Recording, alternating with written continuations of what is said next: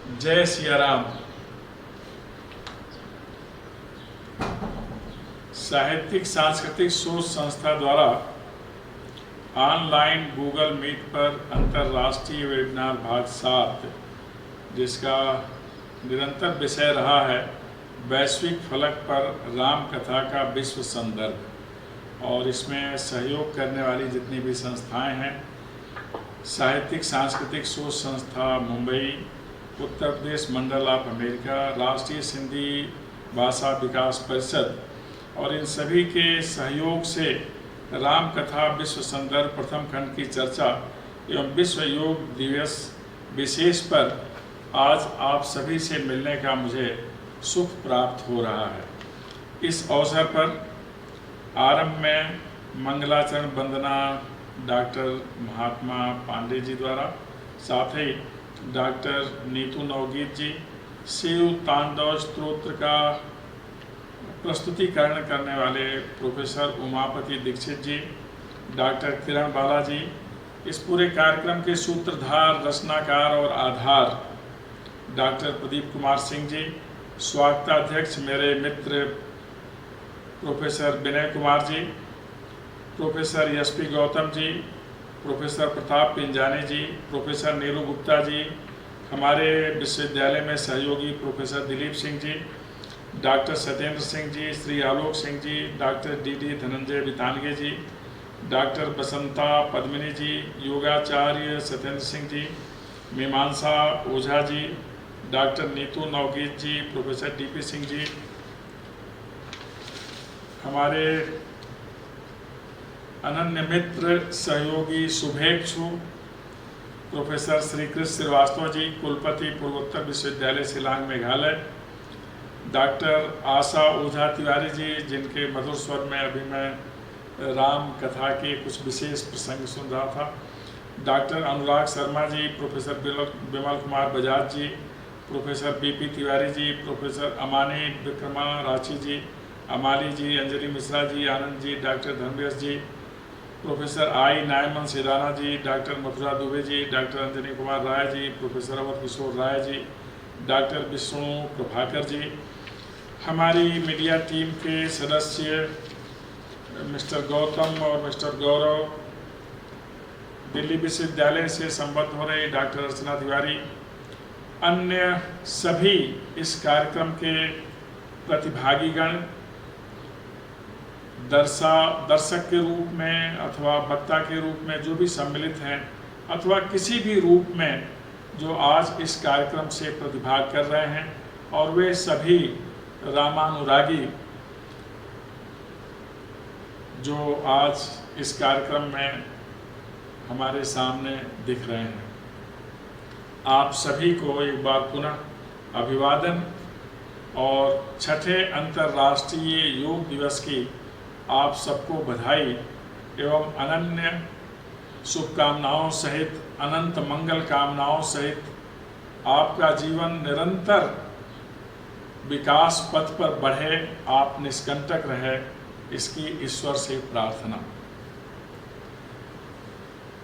आज अंतर्राष्ट्रीय योग दिवस है और हमारे शास्त्र हमें बहुत कुछ देते हैं।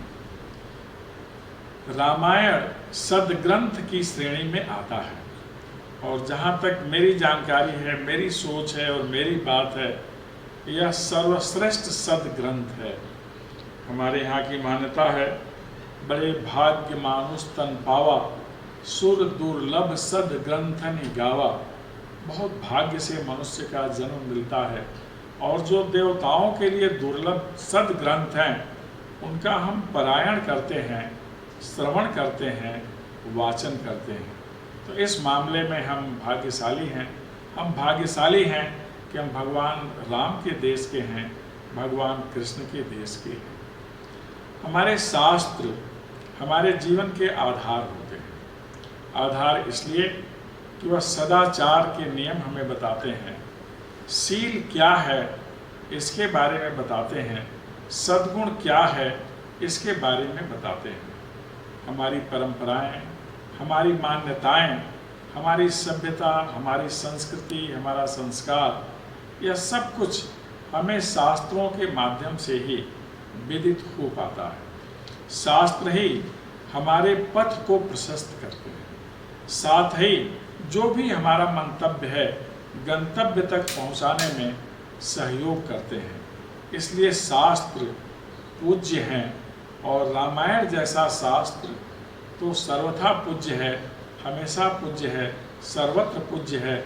यह सर्वकालिक महानतम ग्रंथ है जिसमें जीवन के सारे सूत्र निहित हैं और उन सूत्रों के माध्यम से हमारे व्यक्तित्व का संवर्धन और पूर्ण विकास सहज संभव हो पाता है। इसीलिए हम राम का ध्यान करते हैं, राम का नाम देते हैं, पूरी धरा पर श्री राम को ही देखते हैं।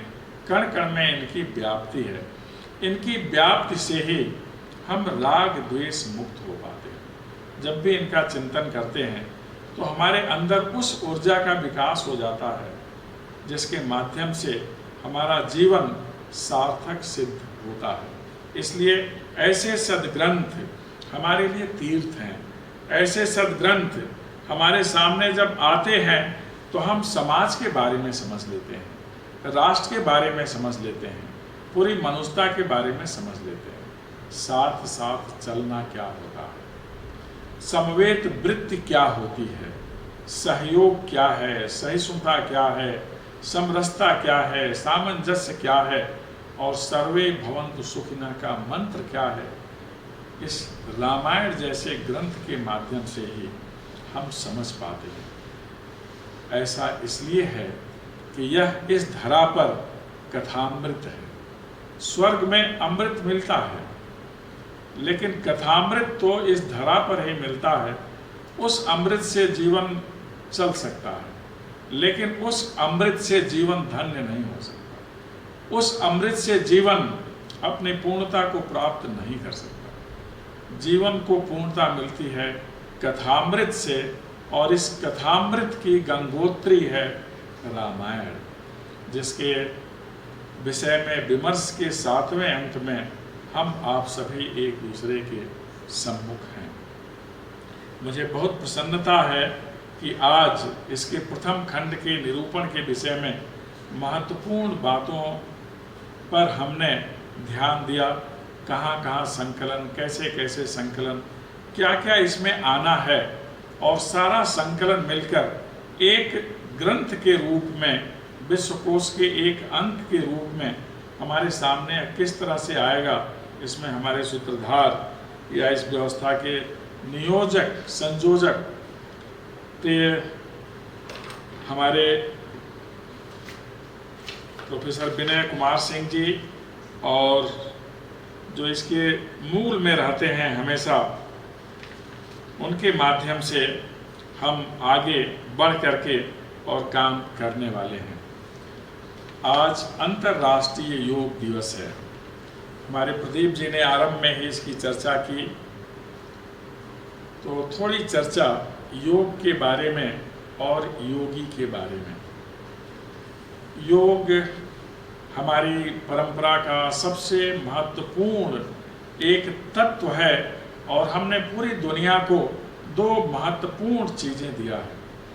एक अहिंसा का सिद्धांत, अहिंसा परमो धर्मः श्रुत्युक्तः स्मार्त एव च, और दूसरा योग का सिद्धांत, योग के माध्यम से निरोग रहने का सिद्धांत, योग के माध्यम से जुड़ जाने का सिद्धांत।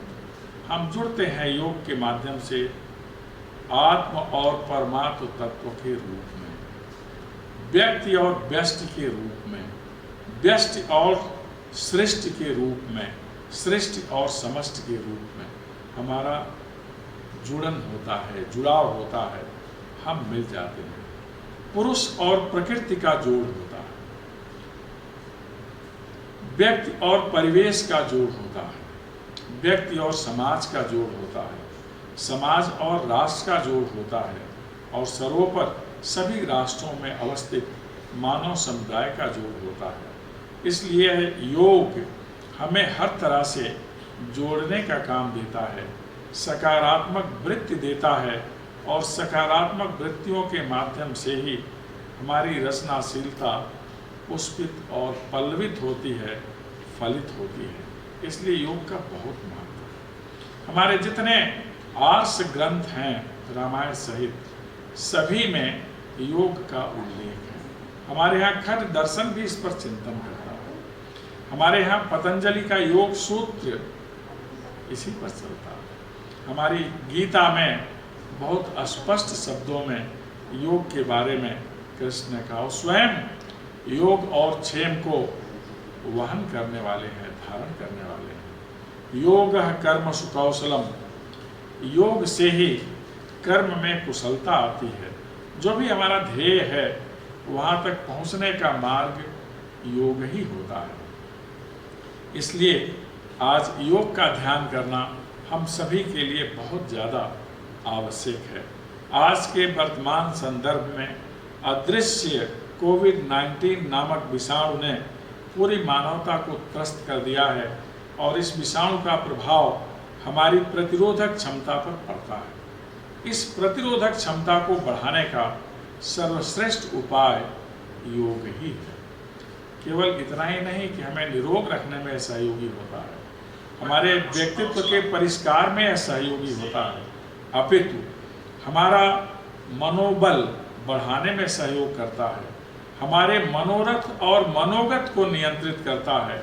इस तरह हमारी मनोवृत्ति सदैव समाज के अनुकूल होती है, राष्ट्र के अनुकूल होती है और मनुष्यता के अनुकूल होती है। और इससे जब प्रेरित मंतव्य होता है तभी हम सदैव श्रेष्ठ कार्य की ओर अभिमुख होते हैं, सम्यक विचार रखते हैं, सम्यक व्यवहार रखते हैं।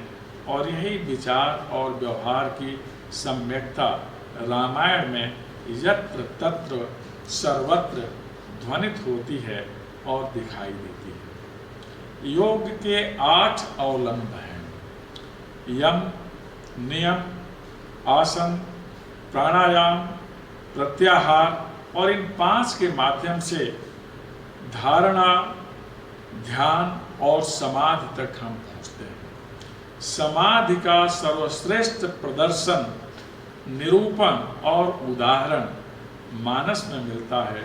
भगवान शिव बहुधा समाधिस्थ हो जाते हैं। हम ध्यान के माध्यम से, मेडिटेशन के माध्यम से कोरोना नामक विषाणु से लड़ने की क्षमता अपने अंदर विकसित करते हैं। यह योग में निरूपित मेडिटेशन या ध्यान ही है जिसके माध्यम से हम आजकल जहाँ कहीं भी अवसाद सुनाई देता है उसका निराकरण कर पाते हैं। ध्यान के माध्यम से हम अपने ध्येय से एकाकार होने का प्रयास करते हैं। यही ध्यान मानस का ध्यान है। जब हम भगवान राम, माँ जानकी का ध्यान करते हैं, उनसे एकाकार होने का प्रयास करते हैं, उनके छवि को अपने अंदर उतारने की कोशिश करते हैं और वह छवि जब उतरे तब हम समाधि की तरफ पहुंच जाएं, जैसा बहुधा भगवान शिव समाधिस्थ ही होते हैं। जब भी उन्हें राम का ध्यान होता है वह समाधिस्थ हो जाते हैं। इसलिए आज के प्रसंग में महायोगी, परम योगी, परम तत्व, परम ब्रह्म भगवान शिव का ध्यान करना बहुत ज़्यादा आवश्यक है। और फिर इसके बाद भगवान राम द्वारा भगवान शिव का स्तवन और आज की हमारी परिचर्चा का हमारे द्वारा विश्राम। मानस के आरंभ में ही भगवान शिव और माँ पार्वती की वंदना होती है।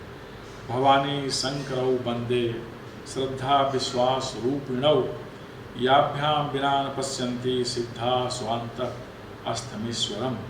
श्रद्धा और विश्वास स्वरूप माँ श्री पार्वती जी और शंकर जी की वंदना करता हूँ, जिनके बिना सिद्ध जन अपने अंतःकरण में ईश्वर को नहीं देख सकते।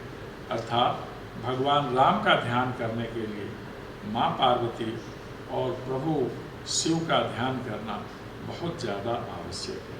और भगवान शिव क्या है?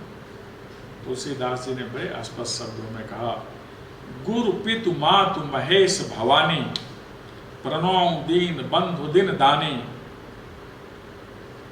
सेवक स्वामी सखा सिय पी के, हित निरुपधि सब विधि तुलसी के। भगवान राम के लिए शिव क्या हैं? वह सेवक भी हैं, स्वामी भी हैं, सखा भी हैं। इसलिए माता और पिता के समान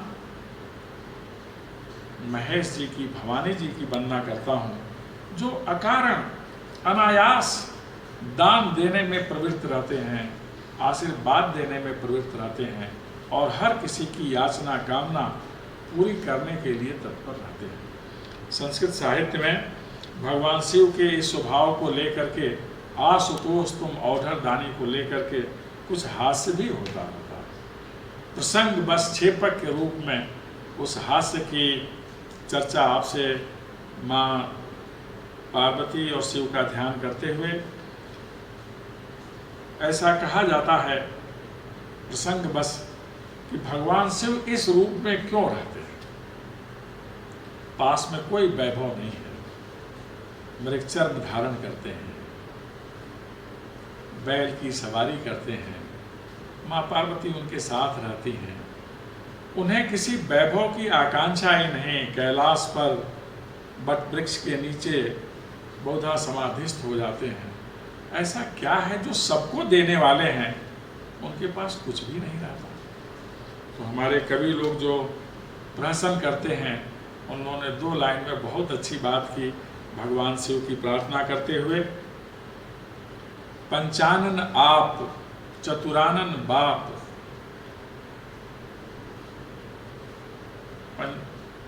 पंचानन आप चतुरानन बाप, गजानन पुत्र खड़ानन पायो, वायु से शंभु भिखारी भयो, वरदा घर एक सबय बरदायो।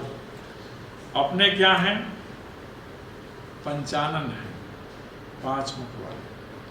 पिता ब्रह्मा 4 मुख वाले, पुत्र गणेश जी गज मुख वाले, खड़ानंद जी 6 मुख वाले। पार्वती, माँ पार्वती के विवाह के समय उन्होंने गोत्रोच्चार जब होता है, आपके पिता ब्रह्मा, ब्रह्मा के पिता विष्णु और विष्णु के पिता, तो उनका मैं स्वयं हूँ। इसीलिए इसमें कहा सेवक स्वामी सखा सिय पी के। भगवान राम के वो मित्र भी हैं, सेवक भी हैं और स्वामी भी हैं। तो जहाँ इतने लोग हों, गजानन, खड़ानन, माँ पार्वती, भगवान शिव, भोलेनाथ, और सब दान देने वाले हों और एक ही बैल की कमाई हो, तो भगवान शिव को तो इस रूप में रहना ही है। ये एक प्रसंग बस मैंने कहा। तो इस तरह से भगवान शिव इस ब्रह्मांड के, सृष्टि के सर्वश्रेष्ठ योगी हैं। योग के लक्षणों में एक है ध्यानस्थ हो जाना। इनसे बड़ा ध्यान करने वाला और कोई है नहीं।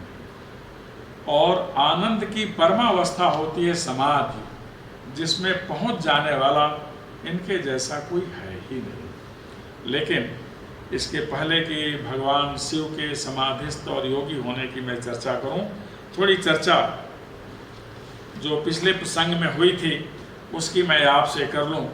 जब अयोध्या कांड में लखन लाल जी निषाद राज से संवाद करते हैं और उसमें योगी के बारे में बताते हैं। ए जग जामिन जागे जोगी, परमारथी प्रपंच वियोगी, जाने तब है जीव जग जागा, जब सब विषय विराग विलास विरागा। कि इस संसार में जिसे हम निशा रात्रि कहते हैं, योगी लोग ही जागते हैं, क्योंकि वे परमार्थी हैं। उन्हें निरंतर परमार्थ की चिंता होती है, वह प्रपंच रहित है। जगत में वही जीव जागृत है जो संपूर्ण भोग विलास से मुक्त हो। यह हमारे योग का एक विधान है जिसे प्रत्याहार कहते हैं, इंद्रियों को विषयों से मुक्त कर लेना। मानस में सर्वत्र इस प्रकार के प्रसंग मिलते रहते हैं जहां हम योग के बारे में जानते हैं। मेरा आशय योगी शिव से है। जब बालकांड में प्रभु राम मानव रूप में लीला कर रहे थे और माँ जानकी की तलाश कर रहे थे, जो स्वयं सदैव उनके साथ ही रहती हैं। और वह पशु पक्षियों से पूछते हैं, लताओं से पूछते हैं, और इस अवस्था में देखकर भगवान शिव उनका नमन करते हैं तो माँ सती को संशय होता है। विश्वास और संदेह के बीच की स्थिति है संशय, तो बहुत खराब स्थिति होती। फिर उसके निवारण के लिए माँ सती शिव के समझाने के बाद भी जाती हैं। जब उन्हें परम ब्रह्म का बोध होता है, सिय राम सर्वत्र दिखलाई देने लगते हैं, वापस आती हैं प्रार्थना करते हुए, और भगवान शिव उनके बारे में जान जाते हैं कि किस रूप का उन्होंने धारण किया। तो एक प्रसंग आता है कि इस रूप में देख करके भगवान शिव ने एक संकल्प लिया। मानस में कई संकल्प हैं, जिसमें दो बहुत प्रमुख संकल्प हैं। पहला भगवान शिव का संकल्प और दूसरा माँ पार्वती का संकल्प। ये दोनों बालकांड में मिलता है।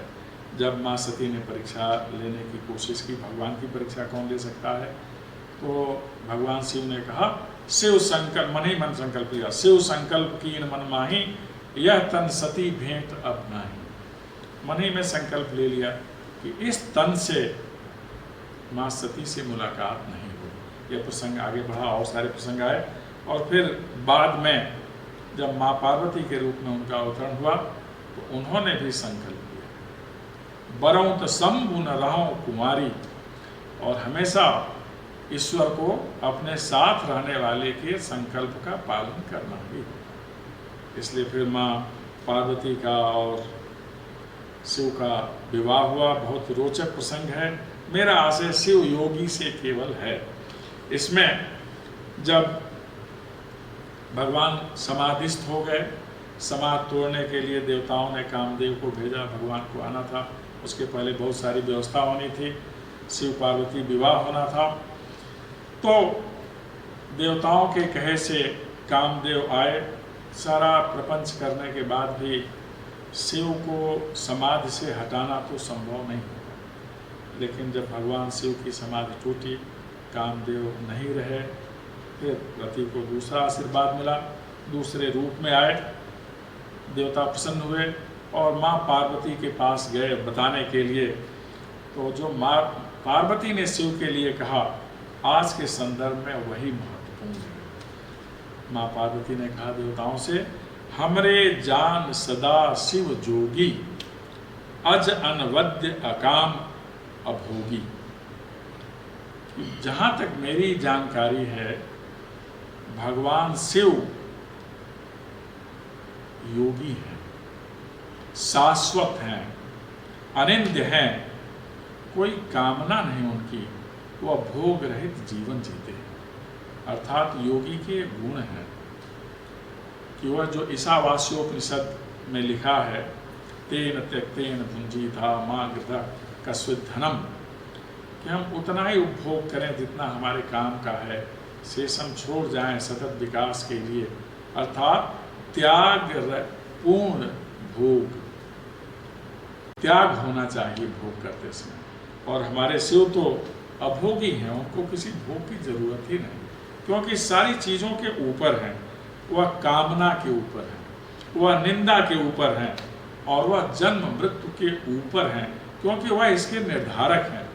कितनी बड़ी शक्ति है कि ब्रह्मा के विधान में संशोधन का अधिकार केवल शिव और शिव को ही है। इसलिए माँ पार्वती ने कहा कि मुझे तो इस योगी के साथ रहना है। यह सदा शिव योगी है, सदा शिव योगी। सदा माने सदा कल्याण करने वाले, शिव माने कल्याण करना। तो भगवान शिव निरंतर कल्याण के लिए ही बने हैं, और इसीलिए वह आशुतोष औढ़र दानी के रूप में जाने जाते हैं, सहज प्रसन्न होने वाले हैं। तो ऐसे भगवान शिव हमको ऐसी शक्ति दें कि हम निरंतर प्रभु राम का स्मरण और स्तवन करते रहें। और इस शिव को भगवान राम कितना महत्व देते हैं। लंका कांड में जब आगे की यात्रा आरंभ होती है, सेतु बंध हो जाता है, तब फिर भगवान राम अपने और शिव के संबंधों के बारे में उल्लेख करते हैं। उन्होंने रामेश्वर शिवलिंग की स्थापना की, लिंग था विधिवत कर पूजा, शिव समान प्रिय मोह न दूजा। ऐसा कहा भगवान राम ने शिव की आराधना करते हुए उनके लिंग की स्थापना कर कि मुझे शिव के समान कोई दूसरा प्रिय है ही नहीं। शिव द्रोही मम दास कहावा, सो नर सपने मोह न भावा। कि अगर कोई शिव से द्रोह करने वाला है वो मेरा दासत्व तो स्वीकार कर ही नहीं, उसके पास मेरा दासत्व तो जाएगा ही नहीं। ऐसा व्यक्ति तो मुझे निरंतर अप्रिय है, सपने में भी वह मुझे प्रिय नहीं हो सकता। शंकर प्रिय मम द्रोही, शिव द्रोही मम दास, ते नर करहि कलप भरी, घोर नरक महबास। शिव का द्रोही मेरा प्रिय हो जाए, मेरा द्रोही शिव का प्रिय हो जाए, ऐसा सोचने वाला, ऐसा करने वाला व्यक्ति कई कल्प तक नरक भोगता है। और ऐसे जो योगी राज शिव हैं वो भगवान राम के आराध्य हैं, उनके आराध्य भगवान राम हैं। यह दोनों मिलकर जगत का कल्याण करें, हम सभी का उद्धार करें और हमें योग की वह शक्ति प्रदान करें जिससे हमारे अंदर धैर्य आए, हमारे अंदर संबल आए, हमारे अंदर दृढ़ता आए, हमारे अंदर वह संकल्प आए कि किसी भी प्रकार के राष्ट्रद्रोही को जो हमारे राष्ट्र के विरुद्ध सोचता है उसका समन करने की शक्ति हमें मिले। भगवान राम और भगवान शिव, माँ पार्वती, माँ सीता सब मिलकर हमें आशीर्वाद दें कि हम इस राष्ट्र को स्वच्छ, स्वस्थ, समर्थ, संपन्न और सशक्त राष्ट्र बनाने में अपना योगदान करें। ऐसे ईश्वर की वंदना करते हुए कर्पूर गौरम करुणावतारम संसार सारम भुजगेंद्रहारम सदा बसंतम हृदयारविंदे भवम भवानी सहितम नमामि। आप सभी को एक बार पुनः जय श्री राम।